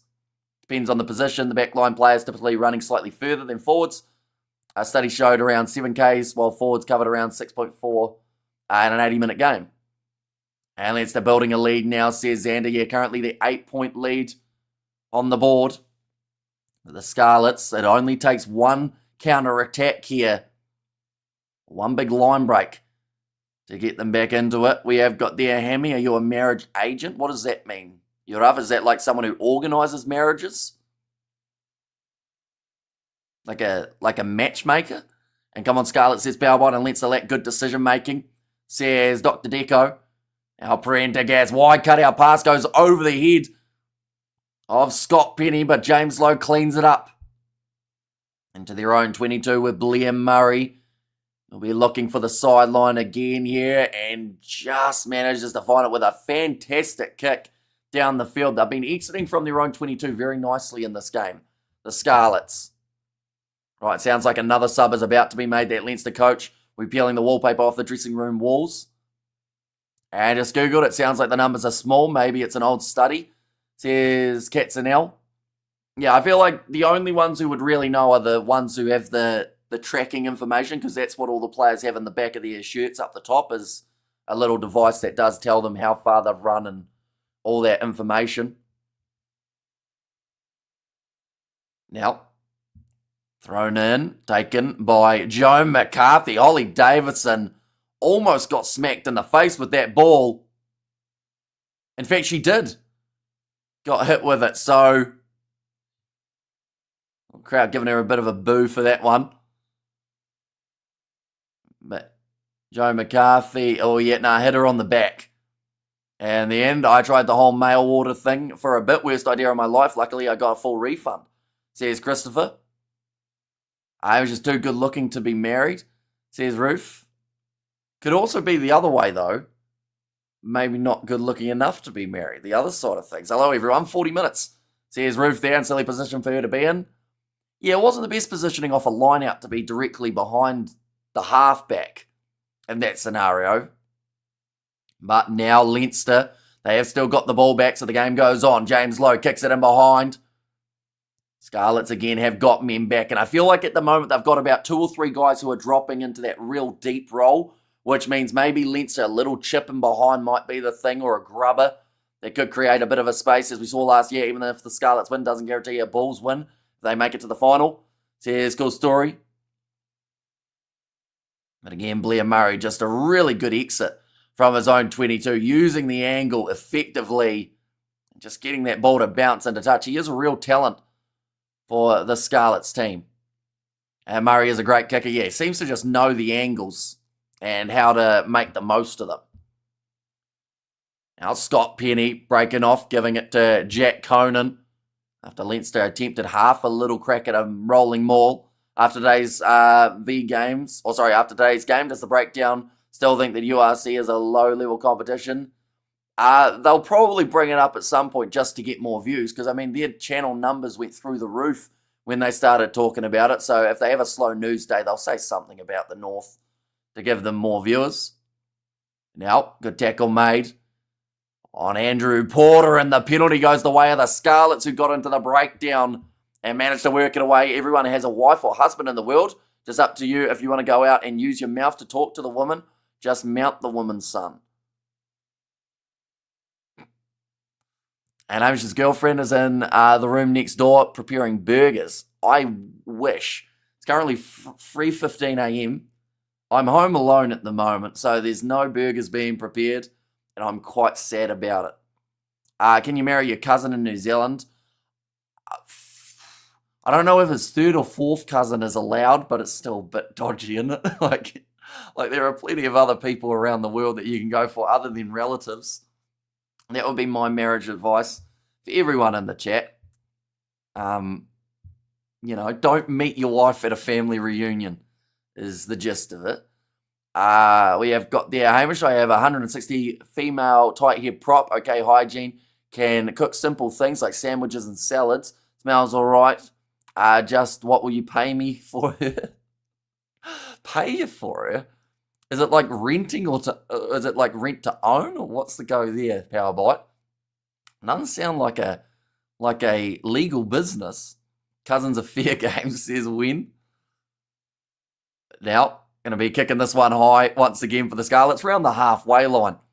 They're just slowly building back towards that Leinster 22. Gibson Park. Across to the right-hand side, and again, they will slip at a ball with Geordie Barrett this time. Huge kick over the head of the Scarlets, which means Murray has to retreat. Easier than done in Iceland. And how are you up at this time, mate? Respect, says Josh. I honestly don't know. My sleep schedule is so broken from doing all of these URC and Northern Hemisphere games. We do it each and every weekend. Normally takes a day or two to try and get back to a New Zealand time zone, but we're going to be doing it next week as well. Sounds like protection money, says Miller. And Hamish thought you were in the mail order bride business. I am not, that I know of anyway. Another great exit from Murray, says Jimbo. Yeah, gets them back towards that halfway line, which makes all the difference. If a side is attacking from 30 metres out, rather than, that didn't look very straight from Leinster, but they went to the front. Now Dan Sheehan on the short side, bumps off one in the tackle attempt to tame Plumtree. Leinster now 25 minutes remaining. Can they strike again? Barrett with the pop pass up to Prendergast. Conan has the man with him in Osborne. Wide cut out pass. James Lowe for the corner, but he's going to be stopped just 5 metres out from the line. They've been told to get no hands in there. They got a lot of hands in there from the Scarlets, and this is looking like a yellow card now. And he's going to be sent off the field now. I think that Tom Rogers wants a little bit of a scrap with Jamison Gibson Park, but he won't be able to scrap as I think he's been sent off the field for the next 10 minutes. In fact, no, it is one of the props. And still a close one, although now you wonder for how long. Because, you know, Alec Hepburn off there, 14 on 15. Leinster already looking pretty handy in 15 on 15 normally. They've just said they had to roll away their marriages. Love the first 2 years. After that, you are building a case for hypothetical court date, says Christopher. It sounds like you're definitely marrying the wrong people, Christopher, I would say. Oh, Holly Davison almost getting cleaned up there again. And great effort by Scarlets. Bad luck. Here's Outlaw. Yeah, it was a brilliant tackle on James Lowe to be able to stop him where they did with him that close to the try line. But sadly for them from there, it seemed like it slightly went wrong. Who else here hopes that the Scarlets win? Says the Vault. Now Geordie Barrett pops it up. Sam Prendergast looping around. Conan unable to take it cleanly, but picked up well by Sheehan. Throws it on the outside. Hugo Keenan picks up and spins. But scrappy there once again for this Leinster backline, and Osborne's knocked the ball on. They just had a few too many errors here from Leinster compared to what we are used to seeing. Everyone says a no to Cousins, no to Auntie, but if they are a Calvin Klein model, exactly. I could tell you a story, but I'm not going to because I know that the person involved wouldn't want me to tell the story. But yeah, no, I'm not going to say it. But yeah, similar, not similar scenario to that, but something slightly like that was a situation. 22 and a half minutes remaining. Need Frawley and a more direct approach. Out to the possible semi-stand now, says Robert. So on one side of the draw, we'll go like this, and we will go like that. There we go. We've got to lean to the side here. But Leinster, if they win this match, they will face Glasgow, and it will be a home game for the Leinster side. In terms of the other semi-final, the Bulls have confirmed their spot. They are coming in as a higher rank than both of their opposition, so that means whoever wins Sharks versus Munster will be heading to Loftus for the next match. And that is taking place next week, so you don't really get a huge amount of break time. Definitely for these sides that do have to travel, the likes of Glasgow, they will have to head to Ireland from Scotland. Not a terrible trip, I would say. And Munster, one benefit for them if they do win is they are already in South Africa. Of course, the Sharks are also already in South Africa too. We have there, just don't mention names. No, but if I say anything, you'll kind of know, or you'll get a scenario of thinking who it might be or who it might not be. I'm being very vague, but there's a reason for that. We have got there, what's your gut feel on Sharks versus Munster? The Sharks team is pretty much a box team, so I placed a bet on them winning, minus 6.5 odds, $1.91. Just wonder what your thoughts are. I think if the Sharks show up, they'll win. If the Sharks struggle in the early stages and can't quite find their rhythm like they had in the game up against the Scarlets, although in this game we are also seeing just how strong Scarlets can actually be, so maybe that was more so what happened in that game up against the Sharks rather than just a poor Sharks performance. But Munster are no easy beats. They really love to cause away problems and get themselves big victories, and Scarlets can do this. Just get one more try, says Christopher. Oh, charge down there from Leinster, and it's Dan Sheehan. It's already had quite the impact. The Scarlets wanting the turnover, not able to get it though. In the breakdown, this is the big chance here. Argia Snyman doesn't manage to find a way of offloading it, which normally he does. He's very good with his offloading. Now, wide cutout pass could be on the cards. No, they go short and flat and straight instead. And Hugo Keenan, the assist goes to Geordie Barrett, but Keenan gets in for the try. Tom Rogers having a bit of a push and a shove here, maybe just out of a bit of frustration. I know it's not possible to have two South African teams in the final. That is correct, yeah. Because of the way that the draw is and where they were ranked, means that they cannot play each other in the next stage. Like they are just saying, Dan Sheehan really bringing the impact since making his way onto the field. It's just looked extremely dangerous. And then the Hugo Keenan try, probably deserved. He's had a few good runs. Single and contented until DuPont walks his way, or Hamish, a ding, ding, ding. Or, sorry, walks this way, says Ruth. And Hugo says Jimbo in there too. Now, Sam Prendergast, another opportunity to add the extra 2, and this would extend the lead to 15, and it has gone over. Just the 20 minutes remaining in this fixture, and currently, you have to say that Leinster are in a position now that if they were to lose, something's gone very wrong. Scarlets also did have that man disadvantage for the 10 minutes, which I think was really the momentum shifter for them.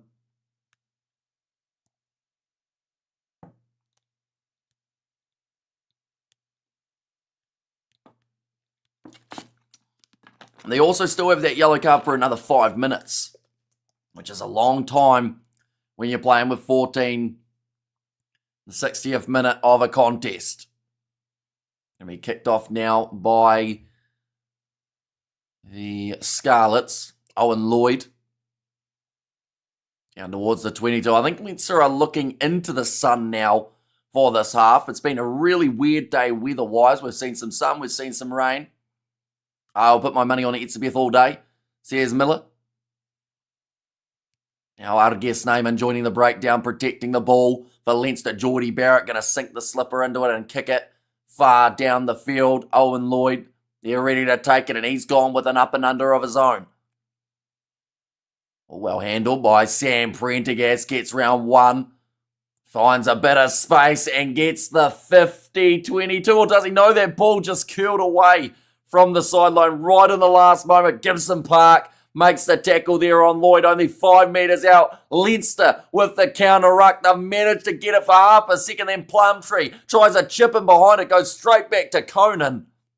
I think if he was going to do that, Plumtree, he just had to absolutely sink the boot into it rather than going for the fancy little stuff. Leinster now 22 metres out from the Scarlets line again here. James Lowe, pick and go short side, manages to pop it up to Ryan Beard, who tries to keep the ball alive. That was Kemsley Mathias. Why came down? Why came down? What do you mean, Mohadin? 29. Is it not 27? They must have added an extra 2 points on the online score. Yeah, 27 points to 14 at the moment. The way that this game does sit by the looks of it. Did that last kick of Prendergast miss? I thought it went over, but maybe it actually missed, and that's why it's down to 27-14 instead. And we have got the Scarlet and Edinburgh doing themselves proud today. Says cool story, but they are just showing that last-ditch effort that initially led to the yellow card. Bit of frustration there. An overpaid diaper wearing 5 minutes break, people. Says Katzenell. Yes, miss clock stress and keen for a Sharks game. Says Josh, and that game has taken place in only around an hour and 5 minutes. We will be live on the channel with 20 minutes of build-up for that matchup too, so be sure to tune in for that contest. So just a little bit more running repairs taking place here for the Stormers. This time it is Ryan Beard. He has had quite the standout type of game. And bowls Leinster in the final. Leinster taking the cup, says Juckles World. Looks like it's all going on to the left leg in terms of that strapping side of things. He's had a busy type of performance. Still another 3 minutes remaining of that yellow card. Are the Sharks available? Says Jimbo. Pretty much, yeah, they are looking stacked as they normally would. Running repairs for the Stormers, says Salas. Running repairs for Leinster at the moment. And we have got there, can't wait for the Sharks game. It's Lucanio Superman Arms, 100th cap, says Miller. Yeah, it's a big occasion for that man. as well as this whole Shark side. We've got to remember, last competition, they weren't even near the top 8. They were about second last or third last. So to be in a URC quarterfinal is something that maybe they didn't anticipate was going to be possible. But they've just played some very good games of rugby this year and just put themselves in a position to be able to go on with a chance. Now Gibson Park popping the ball back across there. Joe McCarthy hits it up again. That's going to go backwards, says Holly Davidson. So now Sam Prendergast running it sideways. Drawing pass was on the cards, but he decides against going for that pass. Takes contact and almost ended up losing the ball to Manus van der Merwe, but the penalty will go the way of Leinster again. We have got there, you're not too familiar with Footy Champions League final, mate? Says Josh. Footy Champions League final. Don't think so. Unless you're talking, you're talking about the Cronulla Sharks or different Sharks? For some reason, anytime I hear footy, I always think of rugby league. I said not really flowing the way that this Scarlet side would like. They just haven't been able to get out of their own half at the moment. Looks like time is off and there is going to be another change being made. Another 2 changes. Wainwright will make his way on for Thomas, and then we also see Max Page making his way on for Rogers. Diver Brigade can't handle pressure, says Ruth. It's mandatory 30-minute wait for any woman. And added 15 minutes for each point on the hotness scale after that, says Christopher. And PSG versus Inter Milan in the soccer, says Bangizwe, or the football, depending on where you are in the world, of course. That one seems to be a big debate in terms of what to call it now. Short ball, McCarthy, another advantage. Scarlets have really lost their momentum in the last little while. Big cross kick attempted, just a bit too much on it though, and they will go back for another penalty. And Scarlets still got time. True, they've got 15 minutes to score 2 converted tries, but at the moment, I think that the Leinster side, with this penalty, they are going for the 3. I know it won't happen. Would it have brought a huge twist if Scarlets had won this game? Absolutely. It would have caused, for a $16 underdog to be able to win a URC quarterfinal up against the side that's been top of the table the whole way through and only had 2 losses in the regular season, it would have definitely been throwing this competition on its head. Go the Scarlets, says the Wald. Like they've just said, if they get this kick over, it puts them 3 scores clear of their opposition. That is exactly what you need in this scenario for Leinster. So James Lowe is just walking up just in case he has to chase this one down if it hits the post, but it has gone over. Now making the score 30 points to 14. Leinster must put this game to bed now. Says Bangizwe. Yeah, one more try, I would say, will do it. Even just one more 3-pointer. And okay, game over most probably. Yeah, unless we see some sort of massive impact from the Scarlets in the last 10 minutes. Perhaps they get themselves, a try and then Leinster have a yellow card. That I think is the only way that we would see them get back into it. But it's still been a great effort from the Scarlet sides, who were expected to lose this game by huge margins, to still be looking relatively competitive at this stage of the match. Getting over the ball there for the Scarlets, but just getting cleaned out was Jared Taylor. Alicia Hamish, you're fantastic, says Ruth. And we have got there, say my name. I know what the last part of your name is, so I won't be doing that. We'll call you Mace. How about that? We have got there, if your first language is English and you are not Kiwi or a Brit, you likely call it soccer. Says Katzenell.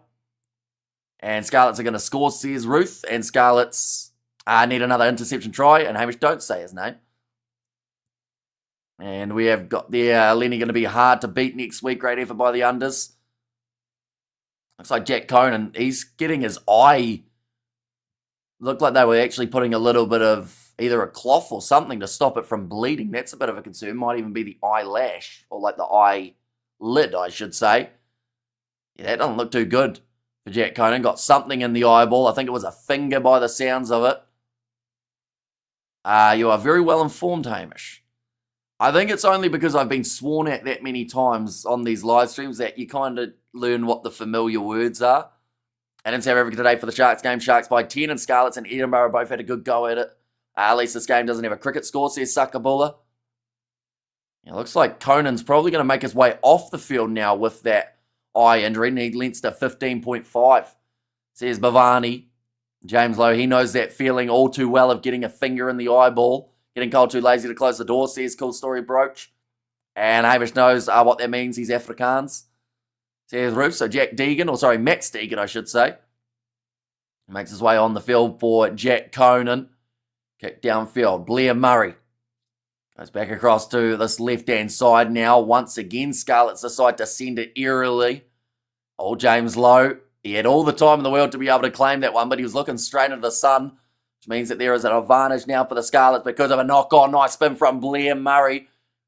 Does sit down Slimani. That is not an easy thing to do with the fact that he's about 40 kgs lighter. Now, across to the right-hand side again. Kicked him behind from the Scarlets. It's a good attempt at a 50-22, although it will still be the line out for Leinster. Munster, no change in Durban, cold and wind. Eyeballs look like boiled eggs. Spat on when not in the socket, says Katzenell. And my money's in Munster. Next, let's go Munster. Sharks supported, by the way, says Bungizwe. 12 minutes remaining. The second half has felt like it's dragged a little bit more, and I do think that is just because of the one-sided nature of the scoreline. That unless Scarlets were going to get themselves a try in that first kind of 10-15 minutes, did seem like Leinster were just going to slowly work away at them.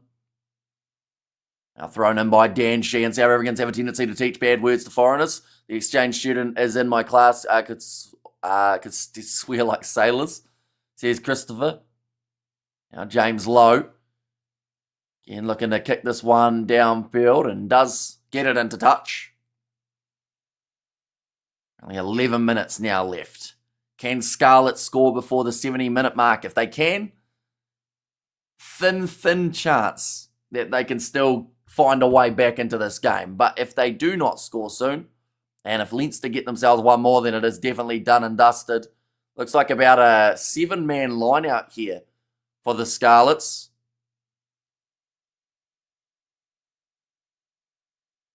Okay, I think there was a bit of confusion about how many players were actually in the line out there. Let's work out that 7 apiece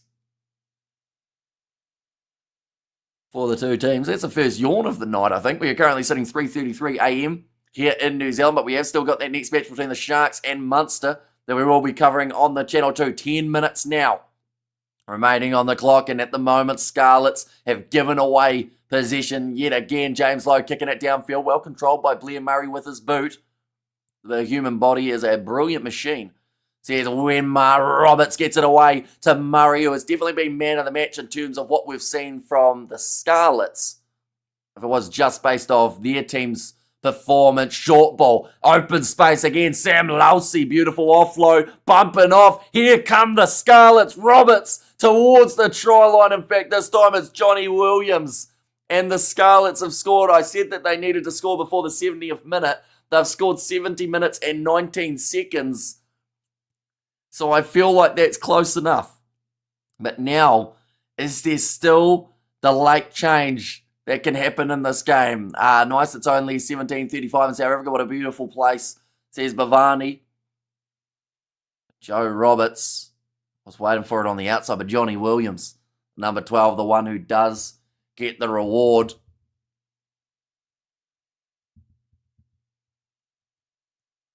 Okay, I was just doing the maths there for a second, trying to work out whether or not there was any chance of both sides being on the same points at the end. This is where Scarlets need Herschel Gibbs magic. Says Miller. That kick has gone over, making the score now 21 points to 30. Currently setting a very similar scoreline to what we saw between Edinburgh and the Bulls in terms of the split between the sides. Over there, Scar is crawling back to try again to dominate the Pride. Says you're rough. And come on, the Scarlets. One more to make it interesting, says Christopher DeVette. 9 minutes remaining and 9 points difference between these two teams. Another missed tackle by Prenderghost. Says Dave, anyone here in Durbs? How's the weather there? Says Sakabula. It's a good question. Hopefully someone will be able to let us know And I do hope that it is going to be a nice sunny day. With the exception of a little rain shower that this game had about 25 minutes ago, other than that, it's been spectacular weather. Kicked downfield from, it would have been Archie Hughes, taken by Hugo Keenan under the high ball. Barrett steps around the tackle, attempt to fund a mover. Now again, short side, James Lowe skips through one, offloads it up to McGrath. It's getting chilly, says Cool Story Bro. Now back across to the right, open space, Argus Neyman.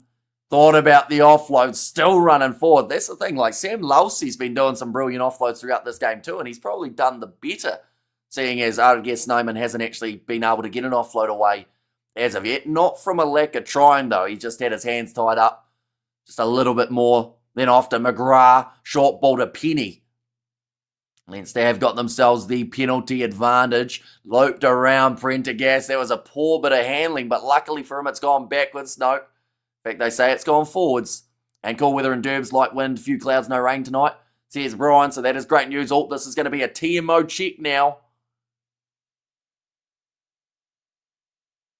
They're checking foul play from number 6 Scarlets. That is via Fafita. And Leinster the last couple of games have showed why Prendergast has been left out of the British and Irish Lions squad. Says Christopher.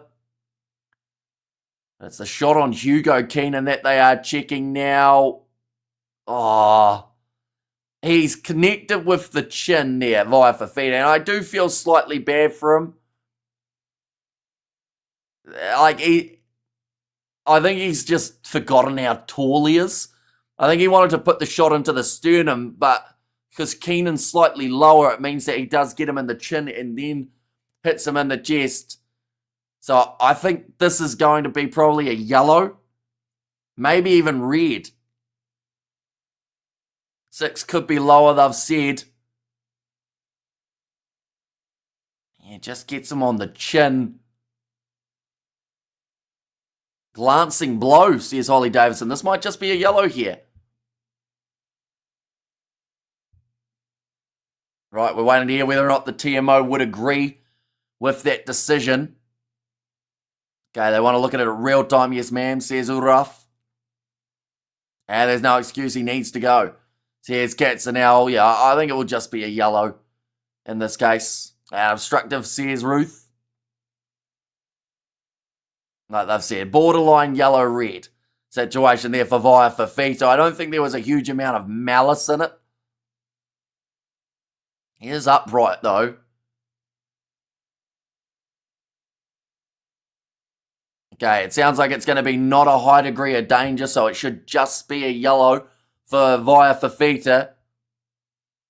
Okay, TMO agrees with that too. It's going to be just the yellow card. Right, now Leinster have a bit of a choice. Do they go for the try or do they go for the 3 points?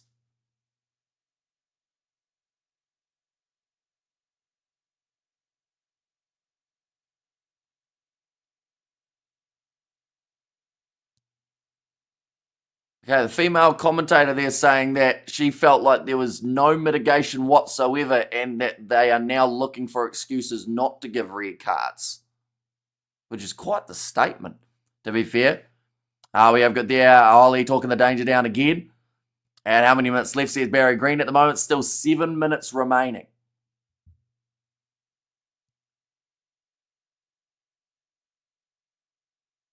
Now ready to line up this one for Prendergast. It goes over. It now makes the score 33 points to 21. They need 3 kicks to draw level, which is unlikely. So there's either win or loss, says Katzenell. Yeah, now they need 4 kicks. Hamish, how do you manage to talk for so long without hardly taking a sip of anything? Do you have a beer IV in your leg under the desk? I think I just got used to talking. I used to never drink any liquids on the live streams, but then I went through a patch about 3 years ago how I actually fully, broke my voice. How I couldn't even, speak. I had to pretty much shout to try and get slight sound out. So since then I've decided water's not a bad thing, but yeah, I get kind of used to talking as much as we do. It's going to be a knock on there from the Scarlets. So again, the scrum feed here for Leinster. Should shoulder Holly in the chin. Ask her how it feels, says Jimbo. Although Hugo Keenan, has he gone off for an HIA? Looks like now they are going to make a switch here. I don't know whether or not that is for an HIA or whether that's just for the sake of giving Frawley, some minutes. No, he's actually going to be... Who's he on the field for? Or is he getting taken back off? No, it's going to be Hugo Keenan. Is that a replacement for an HIA? No. So Hugo Keenan is fine from the contact, which is great news, and that's pretty cool. You have evolved. Says Miller. How long can you squat? Haven't tried squatting for a long period of time. Recently, anyway, so I probably couldn't tell you that information. Is that what got unplugged earlier? Says Lilia B, and let's go, good job. Leinster says Browan. Now 5 minutes left, still 7 minutes remaining of that Via Fafita yellow card, so he will not be returning for the rest of this match. I drink a shot every 5 minutes, Hamish doesn't drink. Tomorrow's hangover is completely Hamish's fault, says Christopher. Now McGrath feeding the ball in again, but this has been a good performance from the Scarlets. 3 tries on the board, much more than people did anticipate. When is your pre-game stream? Says Katzenell. I assume you're talking about the URC match coming up between the Sharks and Munster. We are starting 20 minutes before kickoff, so we've got 29 minutes till the start of that stream. So we have a slight break of about 20 minutes or so, and then we're straight back into it. Hold that squat, Hamish. It'll teach you about yourself, where it burns. Says, cool story, bro.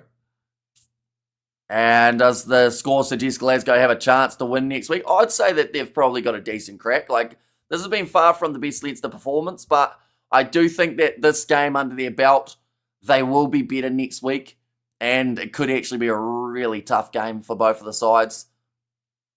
We have got there, I might have to have a couple of beers watching the Sharks, but nervous, mate, says Josh. Yeah, we are only about 50 minutes away from the kickoff of that contest, so it is getting closer and closer. See whether or not the Sharks can make it through to the next stage, or if it will just be the Bulls as the only side from South Africa. Kicked high from Frawley. Well taken by Blair Murray, who has had quite the outstanding game in the number 15 jersey. Hugo Keenan actually got man of the match, so both 15s actually really performing well. Now, another penalty goes the way, this time of Scarlets. How many minutes? Still 3 minutes remaining. What time is it now in New Zealand? It is currently 3:43 a.m. here in New Zealand. So just a normal streaming time over the weekend for ourselves. We have still got one more game that has taken place. We'll be starting that live stream in about 27 minutes. And that will be the matchup between the Sharks and Munster. And also Bulls, yeah, this year go the Bulls, says Marius. I mean, they've looked pretty solid throughout their games. So, you know, in terms of peaking at the right time, yes, they had a few shaky moments up against Edinburgh, but I'd still say that as a whole, with what they've been able to do recently, like before their game up against Edinburgh, they had scored 100 points across 2 games. Hey, you fancy the Bulls? And come on, Scarlets. South African support, you come on. Says Albert. Now, going to be thrown in by the Scarlets. 2 minutes left on the border. Try now would theoretically still keep them in this game. But they need it right now or else they're gone. But Jones, he has made his way on for the youngster Archie Hughes. Skip pass over the top, trying the ball on the inside. That's gone forward. And that's probably the last chance there for the Scarlets team. I believe the last play now will be in favour of Leinster. See you in a bit, mate. Let's go Sharks, says Josh. Yeah, I think that Leinster, like, they'll take this win every day of the week. It could have been much worse. Like, overall, they did what they needed to. They had some good moments. James Lowe on a solid enough game out on that wing. We have got there, you are 3 hours ahead of me, according to Time Zones Hamish, but a lifetime in wisdom, says Christopher. I would not guarantee that. There are many things I do not know. I could probably list a few, but that would take a lot of time. 1 minute left. Do know who is through to the semi-finals in regards of one side of the draw. That is Glasgow taking on Leinster, and the penalty does go the way of a Leinster again now. I spoke to Stephanie last year when I was walking to the shop, and great commentary again. Hamish says, John, thank you very much, mate. We are going to be back for that Munster versus Stormers game, Munster versus Sharks game that is just around the corner. I think the Sharks will make the Bulls pay for the Habana try on 82 minutes in 2007, says Miller. Geez, that's going back a wee way, isn't it? It's good to see that they aren't holding a grudge. Now thrown in by Dan Sheehan. If you're Leinster here, yes, you could go for one more try, but once this clock hits 80, I think you just kick this ball into touch. You have to avoid any sort of injuries at this important period of the competition, and 2 poor yellows hurt Scarlets bad. And also, I think Munster will win this one, says Browan. You see, that's the thing. They're coming in as one of the closest underdogs, right? Sam Prendergast kicks that ball into touch on the full-time siren. Who will the Bulls play if the Sharks win? They will play up against the Bulls. Bulls versus Sharks, South African derby on that side of the draw. On the other side, we have got to confirm Leinster versus Glasgow, which is a rematch of a game that only took place a couple of weeks ago. But nonetheless, I do thank you all very much for tuning in. The win for Leinster, 33 points to 21. The next game, we will be starting the stream in about 25 minutes' time. So if you are new, be sure to leave a like and subscribe. And I will see you all for the next one.